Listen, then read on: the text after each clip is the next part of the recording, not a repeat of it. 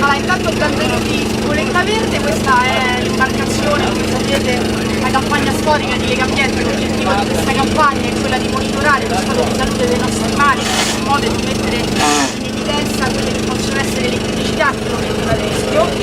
I temi che affrontiamo con questa campagna, siamo partiti per il 2 giugno dalla Liguria, abbiamo navigato il nostro paese, abbiamo fatto tantissimi monitoraggi grazie ai nostri tecnici. I parametri e le criticità che monitoriamo e che analizziamo sono tanti, dagli apporti inquinanti che arrivano ai nostri mari alle plastiche. Abbiamo parlato quest'anno anche di fonti fossili, di rilevazioni. In Veneto, naturalmente la vostra curiosità riguarda questa regione e i nostri tecnici hanno fatto 11 campionamenti. Di questi uno solo è risultato fuori dai limiti di legge e si tratta della foto del Po delle Tolle. È un risultato che ad anni alterni, come dire, in qualche modo abbiamo ritrovato sempre con questa criticità. Su questo punto valuteremo se fare un esposto agli organi competenti, anche perché la legge sugli ecoreati ci consente, come dire, di smuovere gli organi competenti per fare in modo che si possano fare delle indagini per risalire a quelli che sono, come dire, le reali ragioni per la quale poi a una fonte del fiume arrivi un carico inquinante così importante. Due precisazioni: la prima è che il lavoro che fa con Lenta Verde è un lavoro diverso e importante, ma diverso da quello che fanno le ARPA. Solo le ARPA danno le patenti di balneabilità, quindi noi qui oggi non parliamo di mare, parliamo di criticità che possono arrivare nei nostri mari e che possono metterlo a rischio. La seconda puntualizzazione me la sono dimenticata, ma arriverà.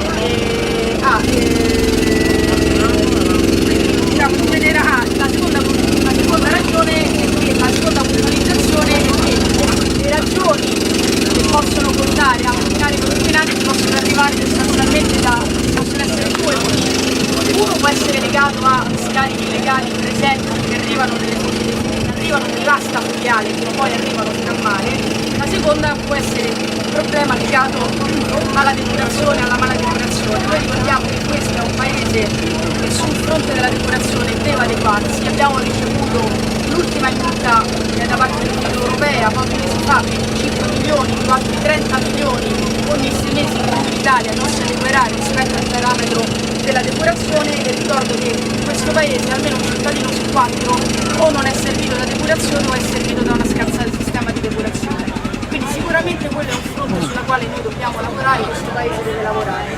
E ricordiamo anche che questi sono soldi che potrebbero essere utilizzati proprio per implementare il sistema di depurazione in questo paese. Insieme a me, oltre al presidente, scusate, vi devo presentare all'inizio, ma il rumore mi confonde e anche il caldo, vi posso garantire. Insieme a me, oltre a Luigi Lazzara, che è il presidente Lega Ambiente Veneto, c'è Andrea Bullo, che è il presidente del Consiglio Comunale di Chioggia, e Sara Ancona, proprio dell'ARPA Veneto, proprio l'organo deputato a raccontare e a dirci qual è lo stato della balneabilità dei nostri mari.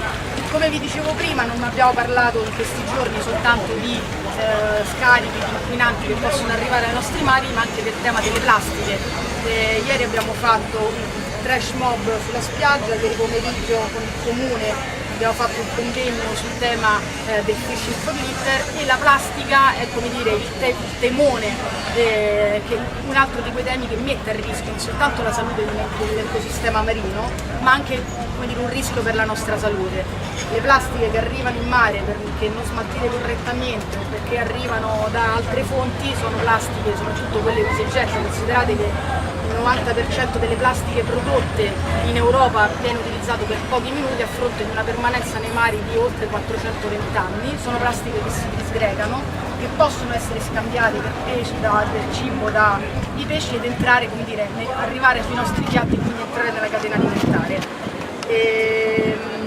Questa è quindi in generale, riguardo a criticità e punti di monitoraggio, una situazione sostanzialmente positiva, perché tutto solo su 11 è quello risultato fuori dai limiti di legge. Qui entra anche un parametro legato naturalmente al clima.